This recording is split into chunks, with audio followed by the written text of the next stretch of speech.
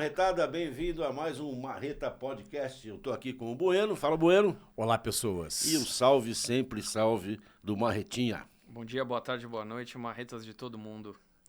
Marretinha, nós vamos falar sobre o que hoje? Qual é a notícia pra gente discutir aqui? Notícia da revista Exame de 17 de julho de 2023. Um Aristóteles para cada aluno, a promessa da inteligência artificial na educação. Pois é, Bueno. E aí? A gente está com essa questão aí da inteligência artificial numa crescente. Nós já temos notícias de, por exemplo, tem um jornal, um tabloide da Alemanha, Bild, que já mandou embora 200 funcionários, 200 jornalistas. E agora a gente está pensando na educação, né? O que você tem a me dizer? O que eu tenho a te dizer? O que você tem a me dizer? Eu quero primeiro tranquilizar os nossos amigos professores que não serão mandados embora, né? Porque a inteligência artificial não irá nos substituir. Isso é fato. Não em todos os setores, mas talvez em algumas coisas, sim, né? E também para os meus amigos professores, eu também gostaria de dizer que estamos diante de uma evolução exponencial do Ctrl+C, Ctrl+V. Né? E quando a gente fala hoje de inteligência artificial na educação, a gente está falando de uma coisa específica que está na crista da onda, que é o ChatGPT. Então eu quero falar sobre o ChatGPT, porque eu fui lá aprender o ChatGPT, fui lá usar o ChatGPT. Gostaria de perguntar para vocês se vocês já usaram o ChatGPT. Eu já usei, já fiz vários testes. Primeiro eu quero falar para o pessoal que está nos ouvindo, nos assistindo, né? O ChatGPT é um chat onde você vai, em que você vai buscar informações, ele inclusive faz redações, deixa redações prontas. Ele faz tudo. O que eu tenho notado nesse ChatGPT é que ele tem, salvo um engano enorme meu, mas de usar bastante, ele tem informações só até 2021.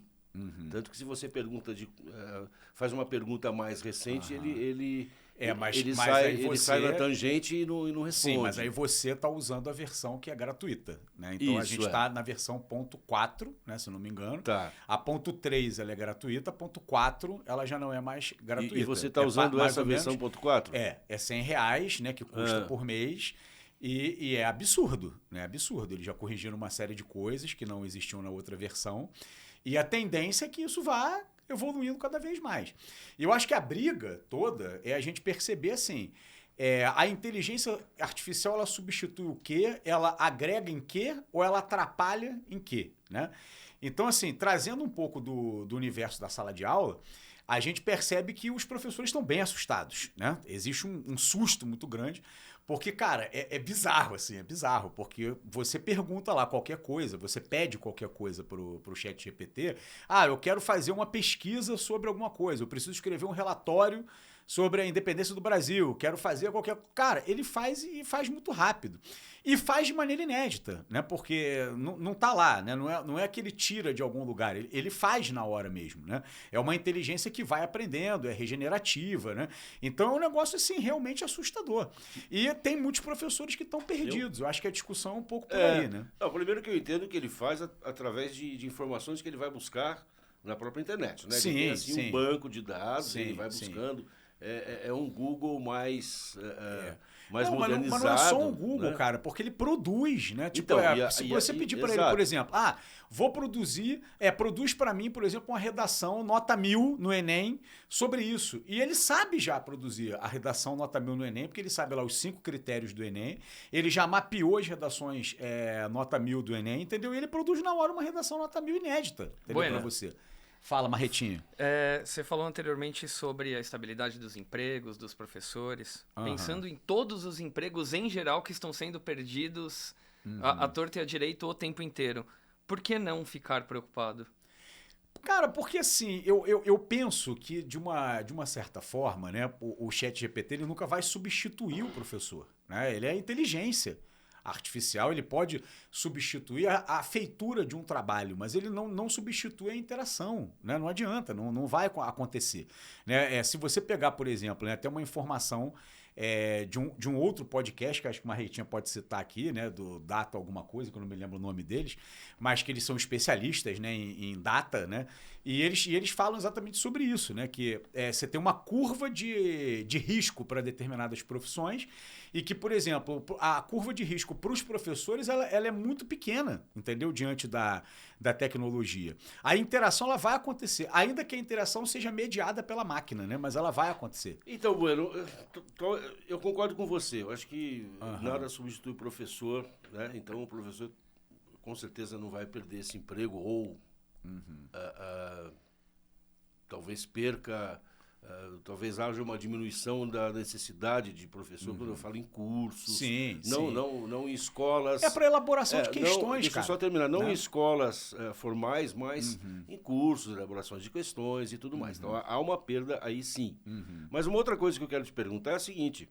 O professor, ele não vai perder um pouco da sua função dentro de uma sala de aula, uma vez que o aluno, para aprender uma redação, ele não vai mais prestar atenção nesse professor. Mas aí é que tá, vamos lá. Bueno. Diga, só Marretinha. para pontuar o que você falou anteriormente. Data Hackers Podcast. Isso, Chat perfeito. GPT na educação, Data Hackers Podcast 69. Isso, perfeito, sensacional. Aí a gente já fez o jabá deles, que eu acho que eles são realmente muito bons. Mas assim, cara, eu acho que você... Tem um processo aí, né? E eu falo também do professor de história, da geografia. Sim, de todos. Eu aqui, entendi que você abordou o universo todo. Mas assim, vamos parar para pensar o seguinte, né? Será que isso já não vem acontecendo? E será que isso é responsabilidade da tecnologia? Né? Porque hoje, por exemplo, uma frase corrente em sala dos professores, em palestra de educação e tal, é sempre a mesma, né? O conteúdo está no Google, né? Então, eu acho que tem aí uma coisa posta que realmente a tecnologia vai avançando e ela vai trazendo alguns desafios, né? Para a manutenção desta educação que a gente está oferecendo atualmente, entende? Então, eu tenho colegas que estão completamente perdidos, até pessoas de redação, por exemplo, porque...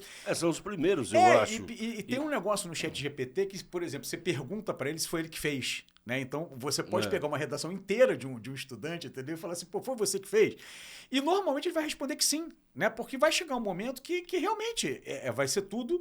O ChatGPT vai ter uma mãozinha ali, né? E algumas pessoas estão realmente muito perdidas. E aí eu acho que a questão que se põe é, será que não é um momento da gente pensar em não demonizar completamente a tecnologia, começar a responsabilizar a tecnologia, por exemplo, pelo comportamento dos adolescentes, né? Aí muita gente fala isso, né? Pô, porque os caras já faziam Ctrl-C, Ctrl-V. Porra, agora os caras têm um ChatGPT, né? A gente tá perdido com os caras não vão fazer mais trabalho nenhum, né? Mas será que não é o momento de repensar isso, né? Será que não é o momento de repensar se é para fazer essa quantidade de trabalhos que eles fazem? Será que não é para repensar o tipo de trabalho que não é feito? Será que não é para repensar esse convite, né, que a gente está fazendo, né, em relação à educação e não ficar demonizando, né, completamente a tecnologia? Será então que o ChatGPT não vem para trazer um novo pensamento, para um novo olhar da educação? É isso que está dizendo? Sim, é isso que eu estou querendo dizer. Por exemplo, será que ao invés de você ensinar o aluno a fazer uma redação, porque já está lá mesmo, sim, né? sim.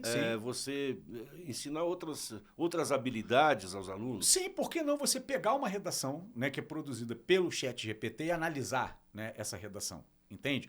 Ou dizer para o aluno, use o ChatGPT, só que o desafio é agora você pegar e fazer uma coisa autoral, né? Você pegar algumas ideias que estão aí, né? E fazer e colocar as suas, né? Colocar uma coisa autoral talvez nesse uma processo. saída seja essa mesmo. Mas assim, em termos de Enem, cara, eu acho que não tem muito como você fugir, entendeu? Porque você está respondendo uma questão. E a redação do Enem é uma redação pré-fabricada, né? Você precisa atingir ali 5 critérios, né? Então, tipo, cara, será que não é o caso, então, de a gente mudar a redação do Enem? Entende? Tipo, ao invés de demonizar. Eu me lembro de uma história que eu acho ótima, que eu conto sempre, né? Que quando começou aquela história de quadro digital, né? Lembra do quadro digital? Lousa digital, que você pegava, riscava, entrava no computador, fazia e tal, papapá. Eu me lembro que eu assisti um workshop, né, disso com uma série de colegas. Eu tinha um professor de física, né, que me deu aula, eu era colega dele, né, eu estava começando, e aí, de repente, no meio da palestra do cara, o cara perguntou assim,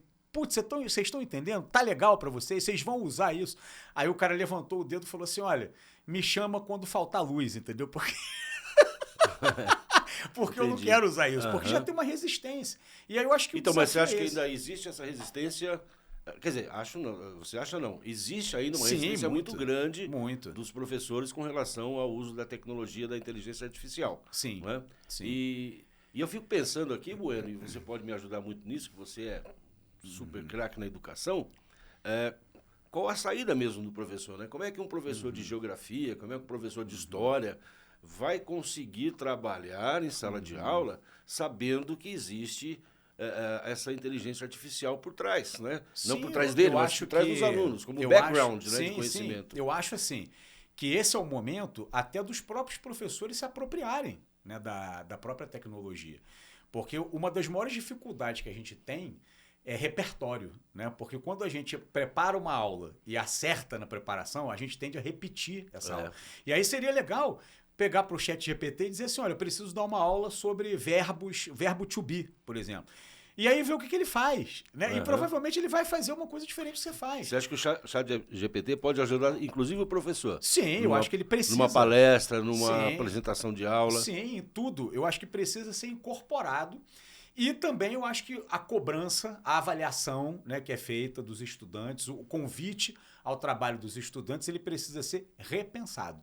O que faremos, né, em relação a isso? Eu acho que essa é a pergunta que fica.